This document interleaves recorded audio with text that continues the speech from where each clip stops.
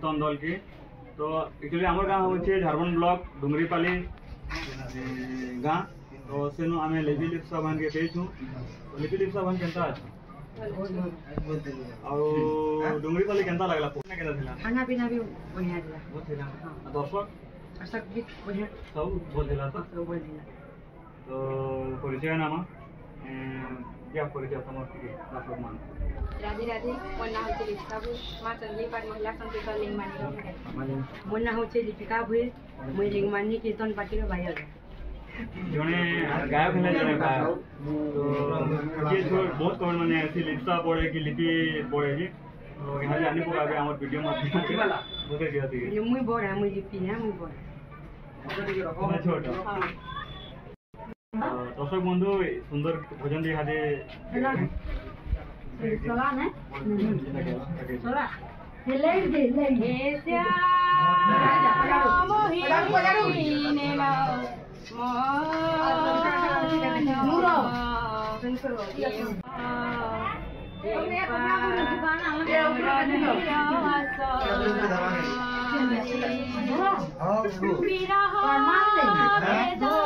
हाँ सलाह ना सलाह याद है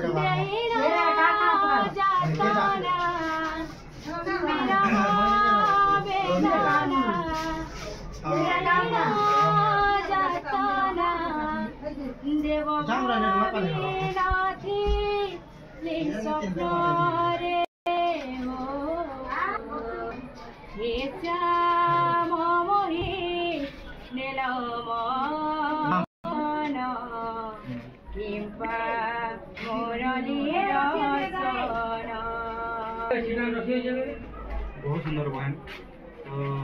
हम गुरु की ये माँ तक गुरु हन और तुम गुरु मोर गुरु हमर गाँ हां सिखवाटा हमर गाँ रो संतोष दिया सब नाची नाची हां ताको नु करी हे गुडे करबो हां जदी हमको लिंगमानी के जदी दबार छे कॉल तो कट दिबे पदमपुर नु सोहेला रास्ता दिवार के पड़बा पदमपुर नु सोहेला सोहेलारू बरपाली बरपाली मिनिमम 15 किलोमीटर अच्छे लिंगमानी तेणु आपण मैंने लिंगमानी दल के सचेतन के महिला कीर्तन के दल जोगाजोग कर पारे तो किए कहसी लिपि कानी किए कहसी लिपि के डेंजर बाहर तो किए कहसी स्टार बाहर केनता लागसी शब्दटा सुनने आमे जेउ शूटिंग करू देखन ए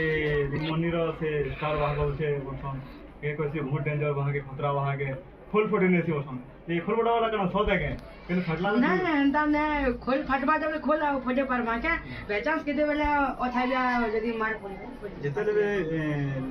हमर बहन खोल धसन खोल केनता से सेटा बहुत तार मन बाजी बस सेटा केनता है एते सुंदर मधु केनता बासी बजे तो सब खोल के पर माने खोल के तैयार है श्री मान रो हमटा हमें भजिगारू आज देखो ये दिखा तो दर्शक बंधु एतके हला आज वीडियो तो राधे राधे जदी वीडियोटा भल लागला बेले लाइक शेयर कमेंट सब्सक्राइब करियो और जदी नवा नवा वीडियो देखबा के चाहे बेले बेल आइकन दबा देबे राधे राधे